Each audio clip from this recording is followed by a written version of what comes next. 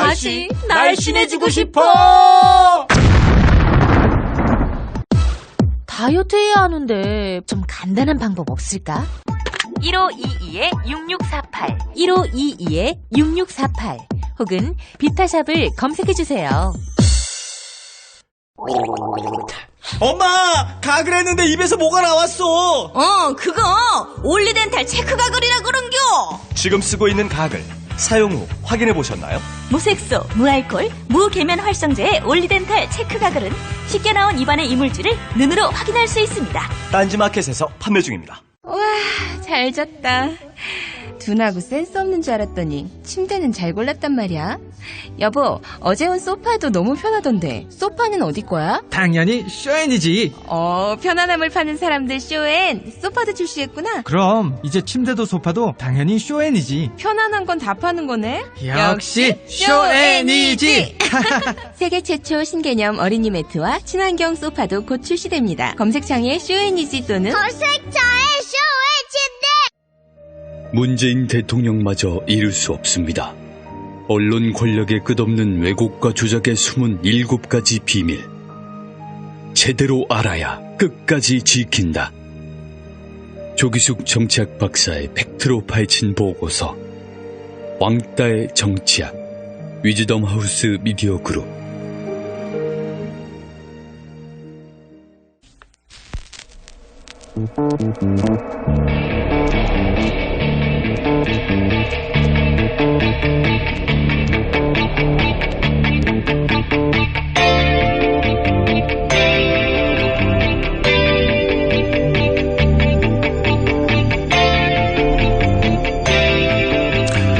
(5년만) 버티면 무엇이든 할 수 있다.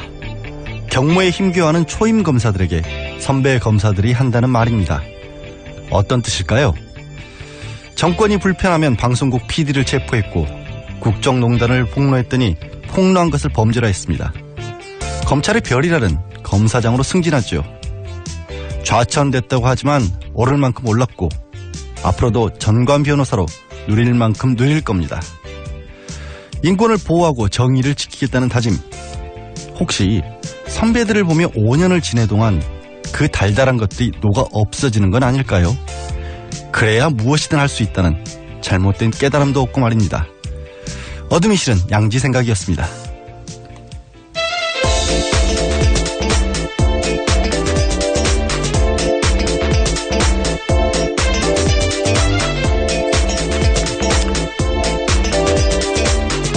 ERU, 이것만은 알아야 할 아침 뉴스. 네, ERU라고 제가 유난히 크게 말씀드린 이유가 오늘이 지나면 이 코너 제목을 또 한동안 못 들으실 것 같아서 말씀드렸습니다. 시사인 김은지 기자 나오셨습니다. 네, 안녕하세요. 네, 안녕하세요. 어제 굉장히 뜻깊은, 굉장히 중요한 재판 결과가 하나 나왔죠. 네, 최순실 게이트 관련해서입니다. 문영표 전 보건복지부 장관과 홍완선 전 국민연금 기금운용본부장에게 징역 2년 6개월의 실형이 선고됐습니다. 네. 홍 전 본부장 같은 경우에는 거기서 바로 법정 구속이 됐습니다. 아, 그렇죠. 예, 문 전 장관 같은 경우에 원래 구속 상태였고요. 재판부는 문 전 장관이 국민연금에 영향력을 행사해서 기금 운용의 독립성을 침해했다고 판단했습니다. 국민연금에 손해를 초래한 만큼 불법성이 크다고 밝혔습니다. 네. 사실 원래 특검에서는 7년을 구형했기 때문에 2년 6개월이면 이게 형이 너무 가벼워진 거 아니냐라는 말씀들도 많이 하시긴 합니다. 그런데 저는 그보다는 이게 유죄로 인정됐다는 사실 자체의 의미가 굉장히 크다라고 보거든요. 그렇지 않습니까, 사실? 네, 게다가 삼성합병이 이재용 삼성전자 부회장에게 이득이 됐다. 이 부분을 적시하고 있거든요. 예. 굉장히 중요한 부분입니다. 향후 재판을 위해서도요. 그렇죠. 그게 그러니까 국민연금에 한 1,388억 원 가량의 손해를 끼쳤고 그걸로 삼성의 이재용 부회장은 8,300억이 넘는 이익을 봤다. 8,700억 정도. 뭐 돈이 얼마인지. 7,700억입니다. 죄송합니다. 혼돈해도 괜찮아요. 어차피 감이 안 와요. 8천억이나 7천억이나 이게 뭐 무슨. 그렇죠. 이게 어떤 느낌이 있습니까? 어떤 차이인지도 모르겠고. 그런데 하여튼 중요한 것은 국민의 노후 자금을 잃어가면서까지 삼성의 후계 승계 작업을 도와줬다라는 것을 법원이 사실이라고 판결을 내린 거 아니겠습니까? 예, 첫 인정이 나온 겁니다. 물론 이게 이제 말씀드리면 이게 결국에는 삼성 이재용 부회장 같은 경우에는 박 전 대통령의 압력에 못 이겨서 어쩔 수 없이 최순실 씨 등을 자금 지원을 했다라고 하지만 대가를 받았다는 것이 되는 거잖아요. 이렇게 되면 결국. 그렇죠. 지금까지 강요를 주장해 왔었는데요. 이득을 봤다라는 점을 분명히 명시하고 있는 겁니다. 예.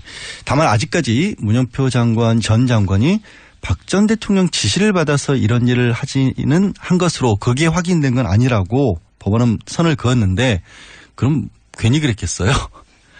예. 또 문영표 장관 같은 경우에는 다른 것도 유죄 인정을 받은 거죠. 네, 청문회에서 한 발언도 거짓말이었다고 재판부가 판단했습니다. 그러니까 위증죄도 인정이 된 건데 지난해 국회 청문회에서 문영표 전 장관은 자신이 삼성물산과 제일모직 합병 과정에서 영향력 행사하지 않았다. 예. 이렇게 주장했거든요. 그 수많은 국민들이 지켜봤었는데요. 그렇죠. 그것들이 모두 거짓말이었다고 재판부가 판단한 겁니다. 그러니까 이게 거짓말이라고 재판부가 판단을 했기 때문에 압력을 넣은 것도 유죄라고 봤고, 그러니까 거짓말을 한 것도 유죄라고 본 거 아니에요. 어떤 근거로 거짓말이라고 본 거죠? 예, 관련해서요, 보건복지부 직원들의 진술이 굉장히 많았습니다. 특검이 수사를 하니까요, 구체적인 진술들을 다 내놨고요, 또 관련 증거들도 있었다고 합니다. 예. 그러니까 모두 다, 복지부 직원들, 청와대 관계자들 다 보고받고 지시했다, 이런 얘기를 하는데, 혼자만 독야청청하다가 결국 아니다라는 법원의 결정이 있었다라는 건데, 참 그 말씀도 드려야겠다.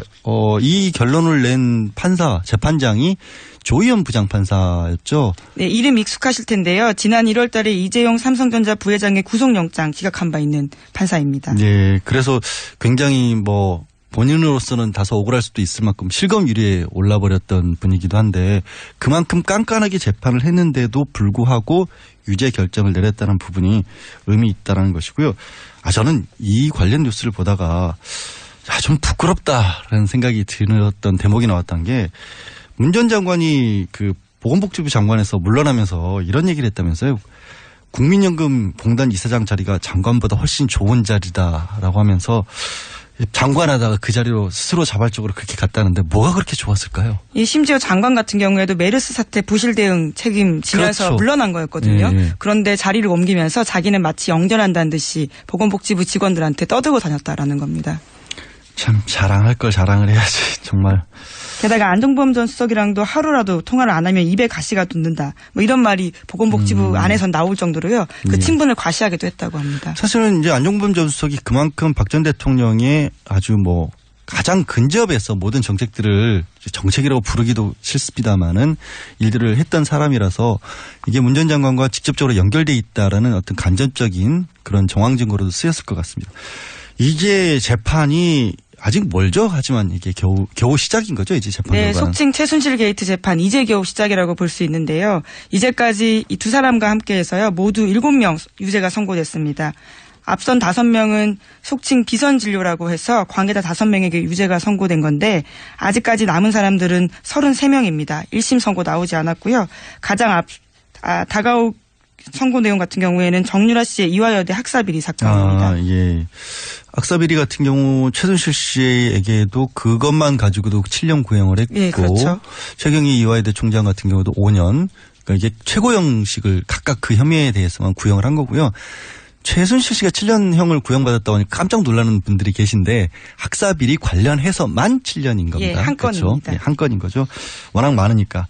중요한 증인 안종범 전 수석 얘기 조금 전에도 했었는데 안종범 전 수석이 6월 말쯤에 이제 뇌물과 관련해서도 증언대에 선다라고 그렇게 들었습니다. 네, 이재용 부회장 관련해서요. 뇌물공여죄 직접 증거 아직 인정하고 있지 않는데 예. 이와 관련해서 핵심 증인이라고 할 수 있는 안 전 수석이 재판대에 서는 겁니다. 예. 증인으로요. 예, 이달 말에 또 어떤 얘기가 나올지 저 궁금합니다.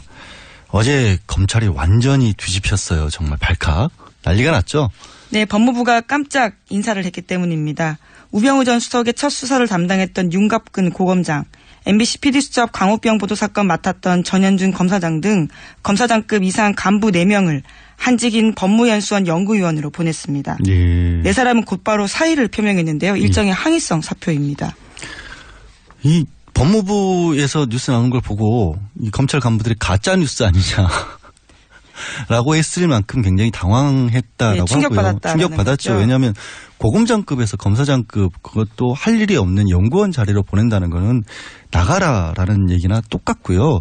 나가라는 얘기랑 똑같다는 얘기를 아예 발표하면서 저는 이 부분이 굉장히 의미가 있었던 게 법무부에서 이들을 좌천 인사를 이유를 공식적으로 과거 중요 사건에 대한 부정적 처리 문제가 제기된 검사들이라고 탁 집었거든요. 네, 그렇죠. 사실상 좌천성 인사라는 점을 인정한 셈입니다. 네, 그러니까요. 아예 그동안에는 뭐 얘기를 안 하면서 뭐 무슨 뭐 여러 가지 직급을 조정한다는 등 뭐 평형 검찰 기수의 문화를 바꾼다는 이런 얘기만 했었는데 이번엔 아예 드러내놓고 문제가 있었다라고 콕 집었고 그래서 이게 검찰 개혁의 또 다른 하나의 두 번째 조치가 아니냐라는 얘기도 나오고요. 법무부 장관 이름이 한마평 여러 명 거론이 되다가 지금 안 나오고 있잖아요, 다시. 예, 그렇죠. 굉장히 조심스러운 생각이긴 합니다만 아마도 문재인 대통령 같은 경우에는 청와대에서 주도를 하면서 민정수석이 한 축을 맡고 주도를 하면서 검찰 개혁을 하기 위해서는 법무부 장관을 괜히 서두르는 것보다는 직접 챙기는 게 낫다라는 판단을 하고 계실지도 모른다는 생각도 들었던 게 그만큼 충격적인 인사였습니다. 사실. 예, 저도 취재하면서 그런 생각들 많이 했었는데요. 예. 김인혜 문재인의 검찰을 생각한다라는 책을 보면 지난 노무현 정부에서의 검찰개혁에 대한 성찰과 반성들이 굉장히 많습니다. 네. 그리고 그것들에 대해서 문재인 대통령이 로드맵을 분명히 가지고 있다라는 느낌을 받았는데요. 이번 건도 그러한 일환이라고 볼 수 있습니다. 그렇게 되겠죠. 예. 아무튼 뭐 인사의 불이익에서 그치는 게 아니라 그게 불이익이겠습니까? 국민 입장에서 봤었을 때는 좋은 검찰로 바꾸기 위한 변화의 몸짓이라고 그렇게 기대를 해야겠습니다. 사실 실패한 수사를 한 분들이 많거든요. 네. MBC PD수첩 같은 경우에도요. 전원 기소했지만 다 무죄 났습니다. 아, PD를 체포까지 했잖아요. 네. 깜짝 놀랐었죠. 그때 당시에. 얼마나 충격적인 일이었는데. 사실 기소한 사항이 무죄가 난 경우에는 정말 실패한 수사가 맞거든요. 그렇죠. 100% 할 수 없는 일을 했다라는 그런 얘기였으니까. 자, 이제 청문회가 끝이 났죠. 어제 김희수 헌법재판소장도 이틀 그 청문회를 마쳤고 어떤 식으로 지금 진행이 돼가고 있습니까? 결과는. 네, 우선 이번 주 청문 전국은 마무리가 되었고요. 다음 주에 또 다른 장관의 인사청문회가 있긴 합니다. 강경화 외교부 장관 후보자에 대해서는 청문 보고서 채택에 빨간불이 켜졌다라는 평가가 나오고 있는데요. 왜냐하면 국민의당까지 부적격 판단을 내렸기 때문입니다. 외교부 장관 같은 경우에는 대통령이 임명할 수 있긴 하지만요. 야3당 모두가 부적격 판단을 해서 부담되는 지점이 있습니다. 그런데 김 기자 신호는 국민이 보내는 거 아니에요? 그렇죠. 야당에서 빨간불 파란불 켤 수는 없는 거잖아요. 네. 게다가 위안부 문제 관련해서요. 일본군 위안부 피해자 당사자들이 한일 위안부 합의 문제 해결을 위해서 강경화 후보자 장관 임명해야 된다고 촉구도 하고 있거든요. 뭐 여성단체들도 지지하는 목소리도 냈다고 하니까 청문회에서 분명히 두 가지 문제, 그러니까 자녀의 위장 전입과 세금이 탈루가 아니라 조금 늦게 냈던 부분에 대해서는 사과를 했고 나머지 부분에 대해서는 해명을 어느 정도 했다라고 보이기 때문에 어떤 판단을 하려야 할지는 국민의 신호를 좀 다 같이 봐줬으면 좋겠는데 예, 계속해서 청문회 얘기 좀 더 해보죠. 김희수 후보자 같은 경우에 대해서는 어떤 평가들을 내놓고 있어요? 예, 오늘 오전 전체회의 열고 인사청문 보고서 채택 여부 논의됩니다. 민주당 같은 경우에는 결정적 하자 드러나지 않은 만큼 보고서 채택해야 된다라고 하고 있는데 자유한국당은 김 후보자의 반헌법적 인식이 드러났다면서 인준 반대의 뜻을 굽히지 않고 있습니다. 아니, 지금 현직 헌법재판관이었는데 헌법재판관이 반헌법적 인식을 가지고 있었으면 그럼 우리나라 헌법재판소는 어느 나라 헌법을 지키고 있었다라는 거예요? 이게 어떤 정치적인 공격을 하더라도 표현이나 이런 걸 좀 신중하게 선택을 해줬으면 좋겠는데 반헌법적 인식을 가진 분이 헌법재판소에 있었다라는 거 그동안 나라가 그럼 이상한 나라였다는 얘기인데 또 뭐 바른정당이나 국민의당 같은 경우는 어떤 분위기예요? 네, 국민의당 같은 경우에는 치명적 흠결이 없다고 보는 분위기로 가고 있고요. 바른정당 같은 경우에는 내부에서 의견이 엇갈리고 있다고 합니다. 알겠습니다. 아니 근데 참 김상조 공정거래위원장 후보자 부인을 고발했다면서요? 네, 자유한국당에서 어제 고발했는데요. 위계에 의한 공무집행방해 그리고 또 공문서 위조 등의 혐의로 고발했습니다. 결국에는 이제 그 성적표 토익이 900점인데 901점이라고 했던 부분을 끝까지 어떻게든 문제를 삼으시겠다라는. 네, 그렇죠. 토익 1점에 관련해 가지고요. 그것이 문제가 있기 때문에 사법 절차를 밟아야 된다라는 주장을 하고 있는 겁니다. 분명히 잘못한 거는 맞죠. 원칙적으로 따지면. 그런데 이제 다 알려진 바와 같이 그 학교에서는 뽑을 사람이 없어서 기다리다가 어쩔 수 없이 그분을 썼다라는 게 공식적인 해명인데도 법적 조치, 이 법원이나 검찰도 이럴 때 보면 좀 힘들 것 같아요. 이런 거 가지고 자꾸 오면. 어제 참 인상 깊은 장면이 하나 있었죠. 김희수 후보자와 또 김 후보자에서 판결을 받았던 분이 만나는 장면이. 예. 네. 5.18 관련해서 사형 선고 내렸다는 점은 계속해서 논란이 됐습니다. 예. 김 후보자 같은 경우에도 사과를 했었었는데요. 어제 당사자가 직접 증인으로 청문회장에 나왔습니다. 예. 그래서 그 자리에 직접 찾아가서 배용지 씨에게 손을 내밀고 사과를 했습니다.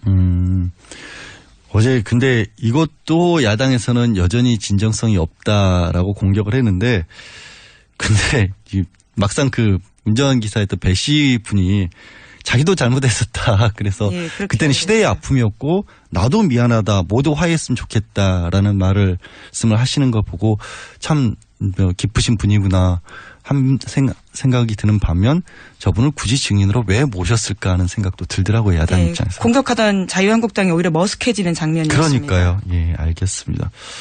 또 한 가지 다음 뉴스가 조금 예전 일이라서 조금 자세하게 말씀을 드려야 될 필요는 있을 것 같은데 좀 충격적이긴 하네요. 네, 뉴스타파 보도입니다. 2011년 민주당 수신료 대책회의 도청 의혹 사건 있었는데요. 예. 기억을 하실지 모르겠습니다. 당시에 KBS 기자가 민주당 회의 발언론을 도청해서 한나라당에 전달했다라는 사건이었는데요. 그런 의혹만 있었는데 이번에 핵심 관계자의 증언이 나왔다라고 뉴스타파가 보도했습니다.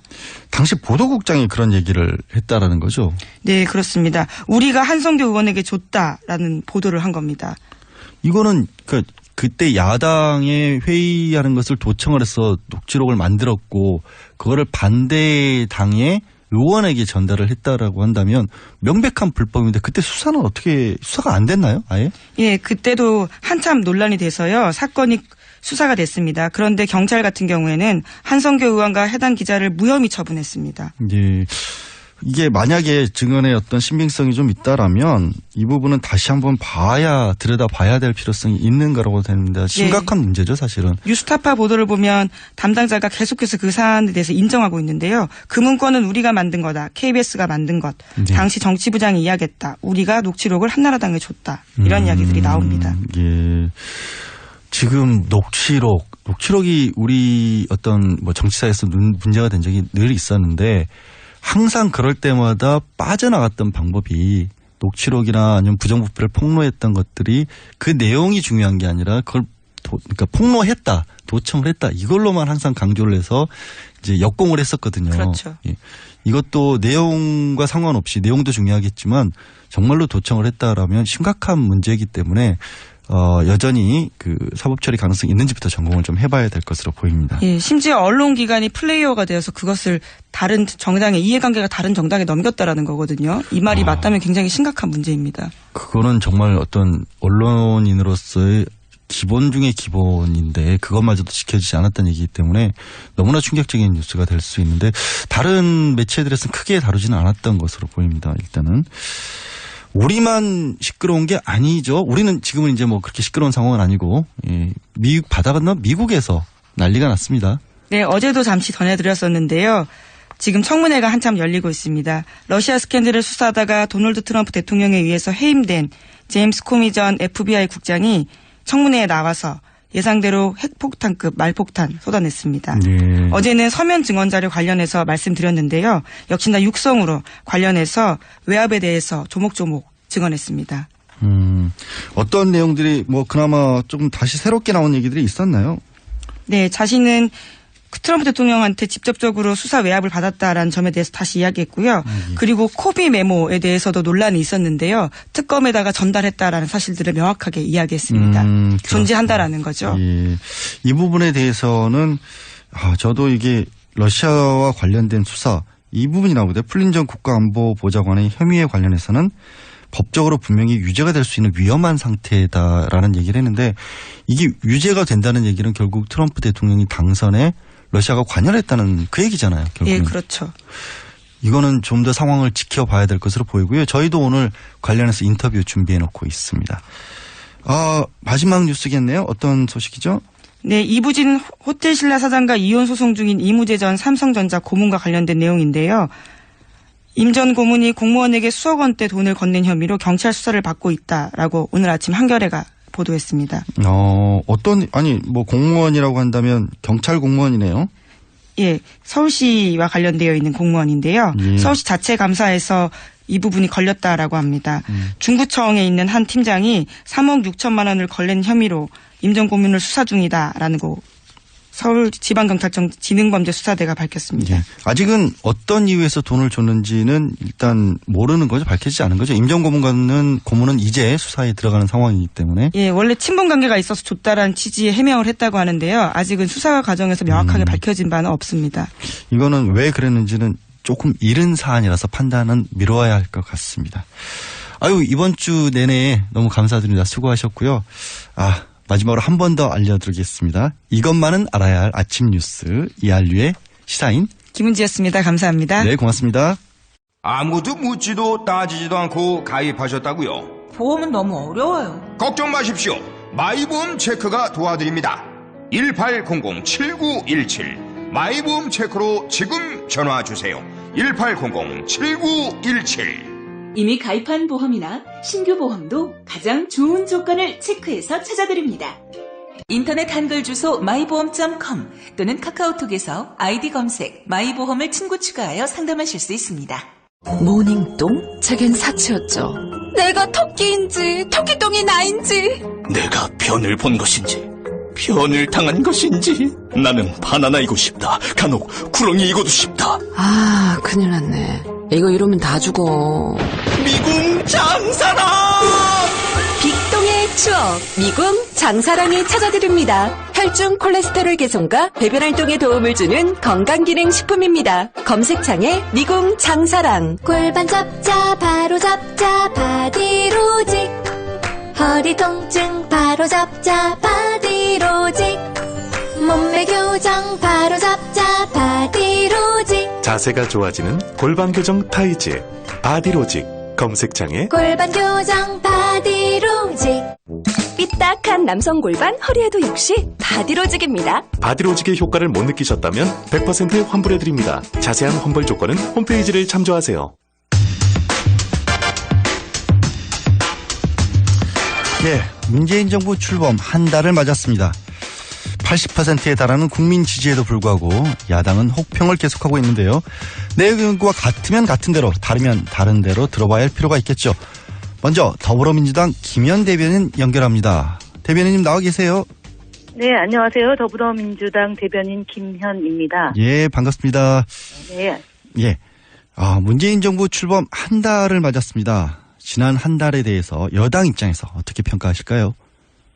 네, 인수위 없이 한 달을 맞이한 문재인 대통령, 문재인 정부, 국민의 지지도가 84% 가까이 올라가고 있고요. 역대 최고 수치라는 게 이제 여론조사 기관의 평가입니다. 이렇게 그 국민들의 높은 지지는 결국은 소통하는 문재인 대통령 그리고 소탈한 모습과 함께 공약을 실천하려고 하는 그런 행보에 대해서 국민들이 찬사를 보내는 것이라고 보고요. 함께 저희는 더불어민주당은 대통령의 안정적인 국정 운영을 뒷받침하고 그다음에 당정청 혼연일체가 돼서 대통령 공약사항이 지켜질 수 있도록 노력을 다하겠습니다. 국민 여러분들이 아낌없이 박수를 보내고 지지를 보내주신 점에 대해서도 한편으로 감사드립니다. 예. 그런데 바로 그 소통에 대해서 자유한국당에서는 이게 소통이 아니라 쇼통, 목통, 불통이다. 이른바 삼통 정권이다. 이런 얘기를 해요.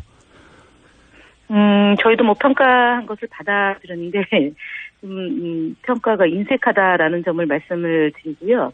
뭐 자유한국당이 협력할 것은 협력하고 비판할 것은 비판하겠다라는 애초의 태도에서 조금은 저희들이 볼 때는 좀 난감한 방식으로 지금 인사청문회 결과를 놓고도 저희들에 대해서 부정적인 평가가 있는데요. 어쨌든 그럼에도 불구하고 자유한국당이 그 저희에게 지적하는 사항에 대해서는 겸허히 받아들이고요. 보다 잘할 수 있도록 노력을 더 하겠습니다. 제가 한 가지 정권 초기에 인상적이었던 거는 항상 이 당선이 되고 나면 좀 이른바 농공행상이라고 해야 할까요? 그래서 이제 인사와 관련된 잡음이 좀 있는데 이번에는 그런 부분이 좀 잘 안 들려서 굉장히 뭐 좋게 국민의 한 사람으로서 받아들였는데 당과 청이 그런 부분에서 좀 결속이 잘 돼 있었기 때문일까요? 아시다시피 이번 그 문재인 정부의 탄생의 배경은 촛불 민심이 반영된 거라고 보고요. 그렇죠. 국민들의 여망이 어쨌든 안전한 대한민국, 살맛 나는 대한민국, 정의로운 대한민국을 건설해 되려는 그런 요구이기 때문에 저희가 당과 청와대가 정말 국민의 여망을 받드는 그런 진실한 마음으로 국정 운영을 하지 않으면 저희들이 그 촛불 민심을 제대로 수용하지 못하는 결과가 되지 않겠습니까? 그래서 갈등 분열 이런 것은 절대로 저희가 해서는 안 된다는 입장이 강하고요. 그다음에 그 대통령을 잘 보좌하는 참모 비서진들 역시도 유능하고 또 헌신적이고 봉사하는 자세로 임해야 된다라는 마음과 태도이기 때문에 앞서 얘기하셨던 그런 국민들이 우려하는 일은 만들면 안 된다라는 게 다짐했던 거 아니겠나 싶습니다. 예, 알겠습니다. 근데 그러려면 이제 문 대통령께서 지지율을 바탕으로 해서 일을 진짜 하시려면 인사가 급한데 김상조, 강경화, 김희수 후보자에 대해서 특히 자유한국당은 전부 부적격 판정을 내놨습니다. 이거 어떻게 받아들이시나요? 일단은 자유한국당이 지난 총리 내정자 때부터도 부적격이라고 얘기를 하다가 결국은 퇴장하지 않았습니까? 예. 아예 국회에 들어오질 않았죠. 네네. 그래서 저희가 지금 김상조 공정거래위원장이나 강경화 장관 내정자, 김희수 소장과 그다음에 김동연 장관 내정자, 김동연 장관 내정자를 제외하고는 자유한국당이 다 사퇴를 지금 얘기를 하고 계시는데. 그렇죠. 김희수 소장의 경우는 이틀에 걸쳐서 청문회를 했고, 그리고 문제가 됐던 것은 하회와 용서 차원으로도 됐음에도 불구하고 지금 그런 얘기를 하고 있고요. 강경화 장관의 경우는 지금 위안부 피해자 할머니께서 강경화 장관을 지지해달라고 눈물로 호소하고 있는데 불구하고 지금 반대를 위한 반대를 하고 있는 거다라고 얘기할 수 있고요. 김상조 위원장의 경우도 사실은 부인의 문제를 갖고 고발 조치를 하겠다고 하는데 했더라고요. 고발장을 냈답니다. 네, 과도하게 좀 하고 있어서 국민들이 이렇게 야당이 국민의 눈높이에 부합하지 않고 반대만을 한다면은 과연 이 정당에 대해서 어떻게 볼지에 대해서 좀 판단해야 되는 게 아닌가 싶습니다. 야당도 국민의 눈높이에서 좀 봐달라라는 부탁이셨는데 어쨌거나 이제 강경하게 만약에 계속해서 인사청문 보고서에 채택 안 하는 정도로 가버린다면 유지를 한다면 이 여소야대 전국에서 협치라는 부분을 풀기가 어려워질 거 아니에요. 그럼 어떻게 해야 할까요? 어쨌든 저희가 12일 날 추경안을 놓고 대통령께서 직접 국회에 와서 연설을 하시겠다고 하고 있기 때문에 저는 시간이 아직 있다. 그리고 자유한국당이나 국민의당이나 바른당이 국민의 그런 여망, 특히 인수위가 없는 상태에서 국정을 운영해야 되는 이 상황에 대해서 그냥 무작정 반대나 아니면은 조건부 적격 이런 식의 입장을 내는데 시간이 있기 때문에 저희는 더 적극적으로 설득하고요. 지금 현재 한미 정상회담이 눈앞에 있고요. 그리고 경기가 매우 안 좋다라는 그런 현실적 조건과 그다음에 헌법재판소의 오랫동안의 공백 상태를 설명하면서 설득을 해 나가겠다라는 게 저희 당의 입장이고 청와대 입장입니다. 지금 청와대 말씀을 하셨지만 또 그리고 중간에 야당 의원들을 설득하는 작업을 하겠다 이런 얘기를 이제 청와대에서도 설득 작업에 나서고 여당 내에서도 일종의 개별 격파라고 해야 될까요? 그런 움직임들이 좀 있으신 거예요, 그러면? 적극적으로 만나고 계시고요. 그리고 사실은 지금 이제 김상조 후보에 대해서 고발은 했지만 결과가 저희가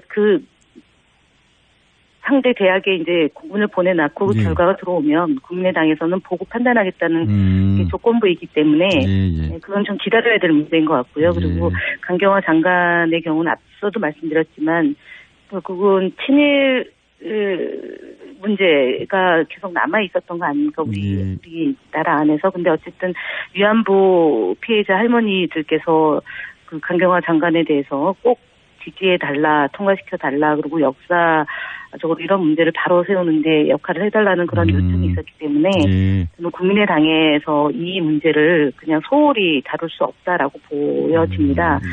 저희가 노력하는 것도 노력하는 거겠지만 정말 결정적 하자가 없는 장관 내정자에 대해서 계속 반대만을 한다는 점에 대해서는 좀 부담을 갖지 않을까 싶습니다. 네.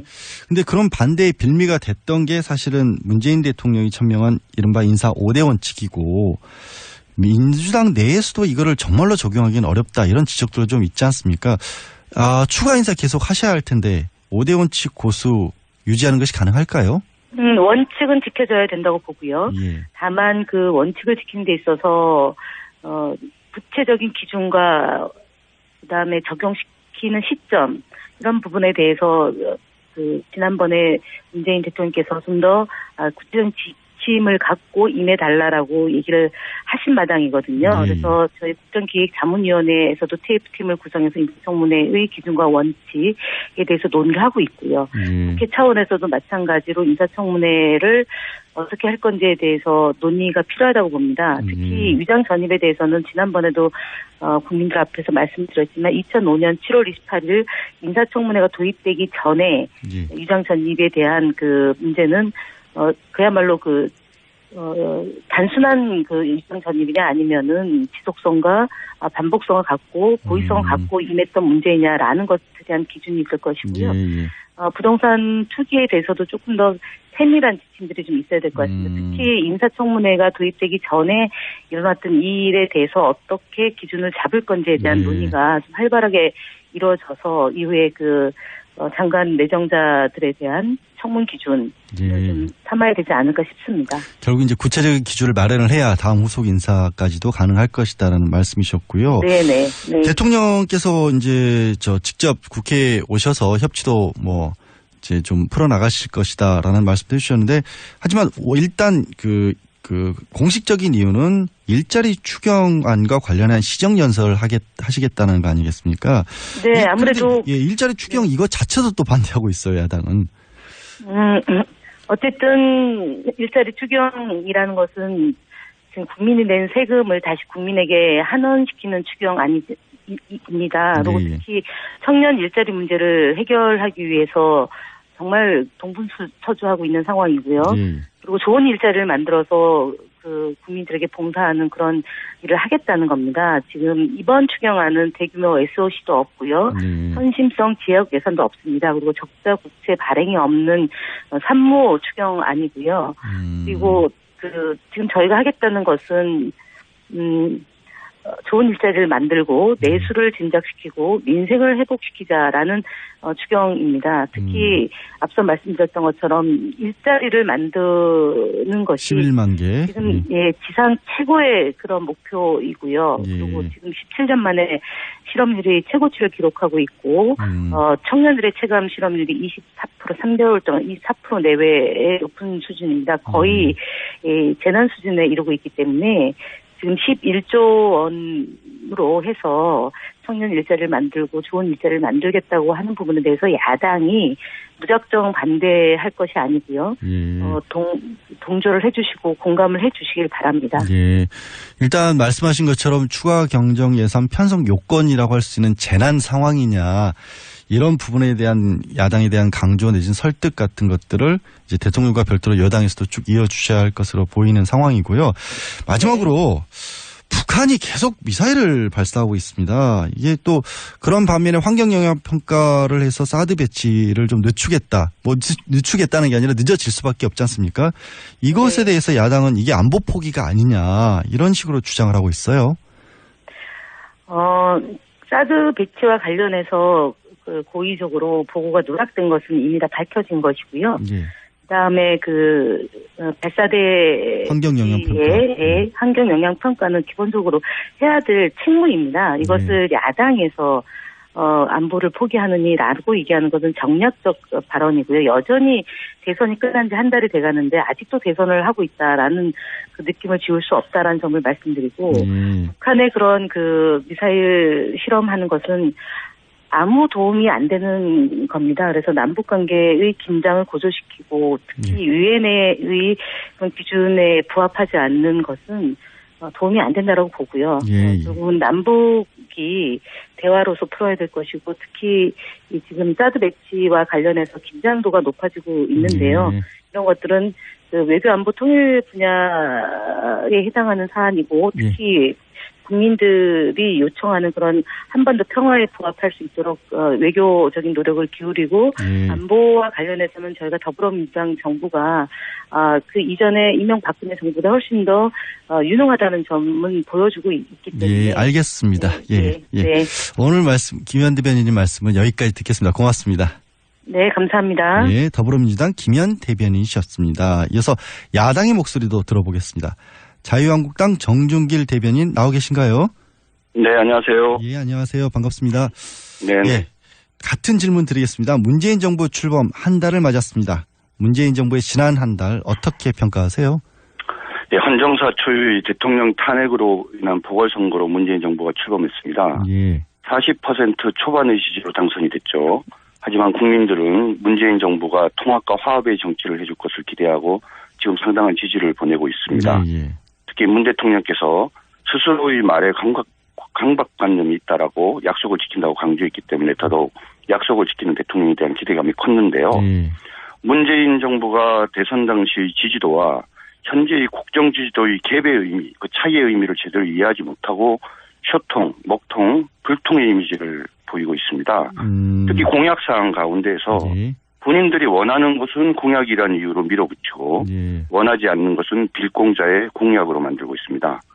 사드 배치 지연 문제나 국정교과서 백지화 문제, 임을 위한 행진곡, 5.18 재창 등은 바로 전자의 대표적인 예고 고위직 임명 시 5대 비리 원천 배제 원칙이나 추천자 실명제 등은 그 빌공자의 공약을 만든 대표적인 예죠. 그러니까 약속을 이제 문 대통령이 본인이 원하는 쪽만 약속만 지키고 있다라고 말씀을 주신 것 같고요. 네네, 이게 문재인 정부에 대해서 이제 쇼통이나 먹통이나 이렇게 말씀을 하셨는데 그런데도 불구하고 지금 어쨌든 아직까지 문 대통령의 지지율은 상당히 높고 반대로 이제 제1야당인 자유한국당의 지지율은 그럼 굉장히 낮아요. 그러면 이거는 지금 국민들이 아직까지도 잘못 보고 있다고 그렇게 평가하시는 겁니까? 아까도 말씀드렸지만은 사법시험 보셨죠? 커트라인이 40점 아닙니까? 40점 조금 넘는 41% 정도의 지지를 받아갖고 어렵게 대통령이 됐는데 지금 보내는 80%, 84%까지 지금 한 77, 8%로 떨어졌다고 하고 이번 주도 결과 나오겠지만 그 의미가 뭔지를 잘 봐야 된다고 봐요. 아까도 말씀드렸지만 탄핵으로 인해서 보궐선거가 생겼고 대한민국이 되게 복잡하고 되게 위기 상황 아니었습니까? 이제 새롭게 시작한 정부니까 기대감을 가지고 통합을 하고 화합을 하고 협치를 해달라라는 그런 기대를 담은 어떤 지지도라는 거죠. 그러면 본인들이 실제로 받은 지지도와 현재 나타나는 국정 지지도가 한 2배 가까이 되는데 그 나머지 한 40%에 가까운 분들이 왜 현재 국정을 지지하는지를 정확히 잘 이해를 해야 되는데 그것을 자신들에 대한 일방적인 지지로 잘못 오해하는 거죠. 그러니까는 국민들이 지지하니까 우리가 뭐든지 해도 된다라는 오히려 오만에 지금 자만에 빠지고 있는 그런 상황인 거죠. 그럼 지금 대변인님 말씀에 따르면 이제 국민들이 지금 말씀하신 그런 어떤 약속, 그다음에 통합이나 화합의 모습을 계속해서 안 보여준다면 이것도 금방 떨어질 거라고 보시겠네요. 그렇죠. 그러니까 한 주 만에 리얼미터 조사 결과에 따르면 한 7%, 6%인가 7% 떨어졌지 않습니까? 지지도가 한 주 만에 한 6, 7% 떨어지는 일이 범상치 않은 일 아닌가요? 이번 주에 아마 하면은 70% 초반대나 60% 후반대까지 떨어질 가능성도 있는 거죠. 그러니까 왜 이런 일이 벌어지느냐? 본인들에 대한 국정 지지도를 오해하는 거예요. 자신들에 대한 지지로 오해하는 거예요. 기대감을 가지고 잘하라고 하면서 우리 훌륭한 국민들이 한번 밀어주겠다 이런 뜻으로 얘기를 한 거거든요. 그게 바로 국정 지지도로 나타나는 건데 그거를 마치 자신의 정권에 대한 적극적인 지지로 오해를 하다 보니까 본인들이 하고 싶은 공약만 하고 본인들이 실질적으로 하고 싶은 일을 다 하잖아요. 인사청문회 과정에서도 그렇고 여러 정책에서도 그렇고 바로 이제 그 부분 시간이 곧 국민들한테 곧 국민들이 엄중하게 지지를 철회하는 일들이 이제 시작됐다고 생각합니다. 한번 그거는 길게 걸리지 않을 것 같으니까 한번 지켜봐야 될 것 같고 지금 네, 한번 지켜보시죠. 인사청문회 얘기를 하셨는데 김상조, 강경화, 김희수 후보자에 대해서도 부적격 의견을 지금 내고 계시잖아요. 네, 그렇죠. 예, 다 부적격이라고 하신 그런 어떤 이유라고 해야 될까요? 그걸 정리하실 수 있을까요? 근데 지금 우리 사회자 말씀에 저는 좀 어폐가 있는데 우리 자유한국당에서 문재인 정부에서 임명한 모든 사람을 다 부적격이라고 얘기한 게 아니요. 아닙니까? 제가 말씀드린 수많은 사람들 중에 지금 특히 세 사람, 세 사람을 지금 문제를 삼고 있는 거고 그 중에서 특히 김상조, 강경화 두 사람을 문제를 삼고 있는 거죠. 그러니까 그 세 분을 다라고 제가 표현한 겁니다. 네네. 가장 큰 어떤 대표적인 이유라고 해야 될까요? 좀 공통적으로 문제다. 이것은 도저히 자유한국당 입장에서는 이제 적격으로 인정해줄 수가 없다라는 게 있다라면. 김희수 후보자의 경우에는 저는 문재인 대통령이 논란을 자초했다고 봐요. 왜냐하면는 그 추천한 이유가 통합진보당이나 정규조 결정에서 소수 의견을 냈다는 점을 높이 평가한다 이렇게 얘기하지 않습니까? 소수 의견 물론 중요합니다. 하지만 다수의 의견은 더 중요할 수가 있어요.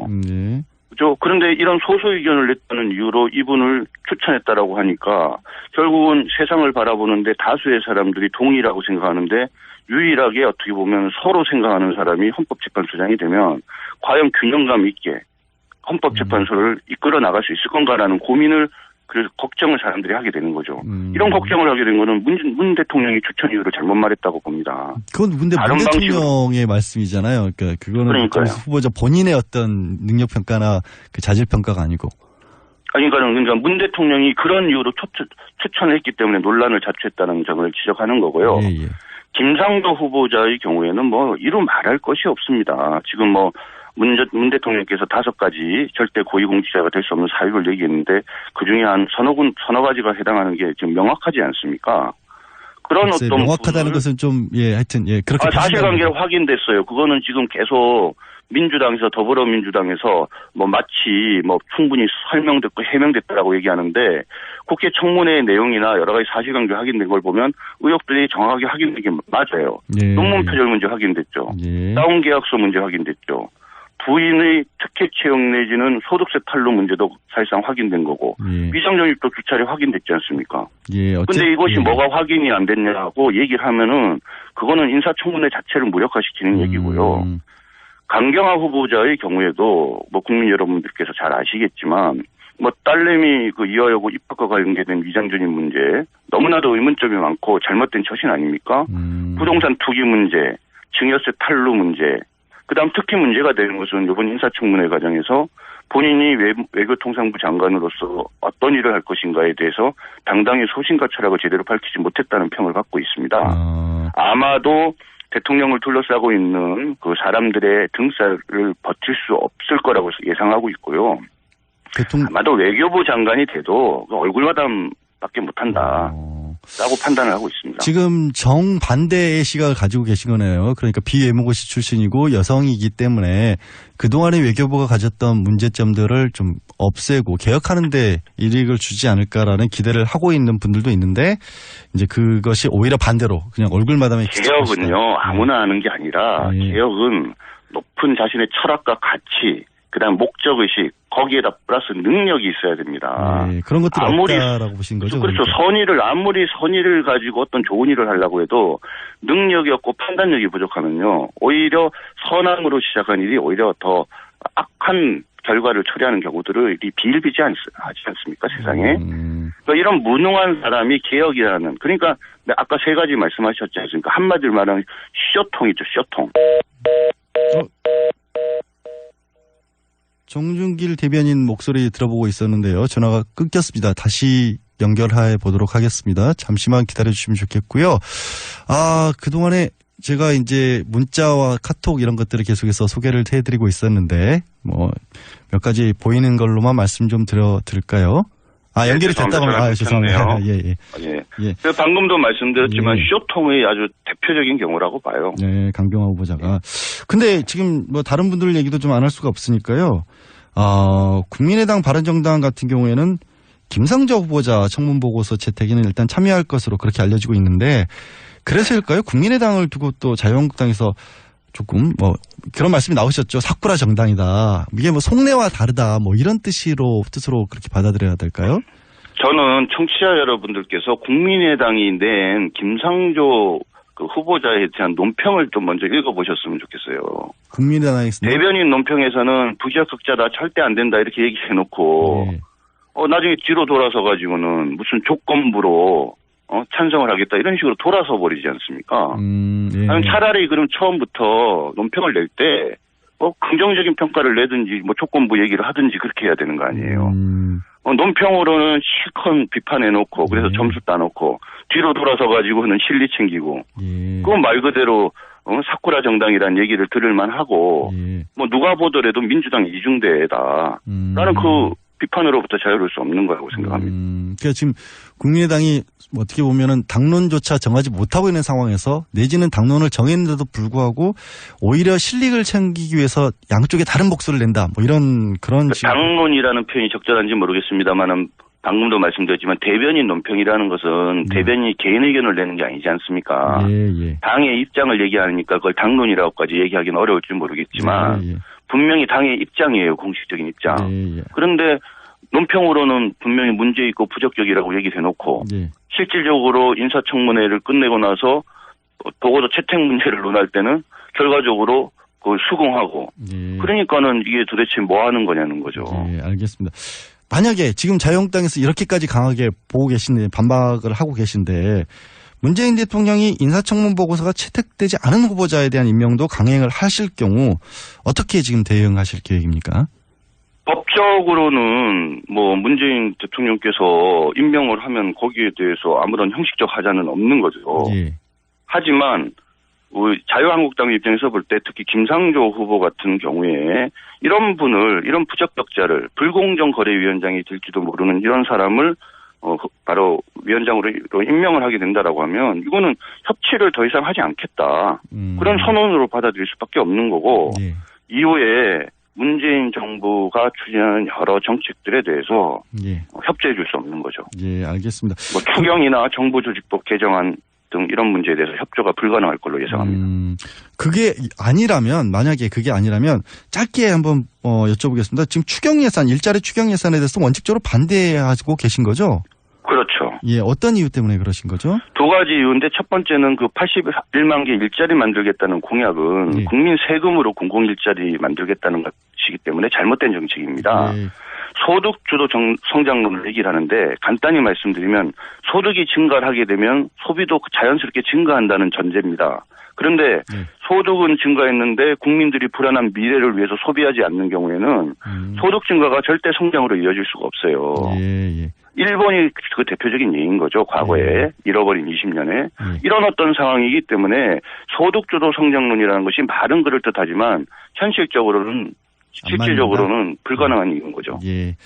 그 두 가지였는데 하나는 하나만 나머지 하나는 방금 말씀드린 그 자격 없는 후보자에 대한 임명을 강행한다. 이것은 협치할 의사가 없는 것이기 때문에 당연히 추경 협조하기 어렵죠. 네, 알겠습니다. 고맙습니다. 오늘 말씀 감사드립니다. 수고 많으십니다. 고맙습니다. 지금까지 자유한국당의 정준길 대변인이었습니다.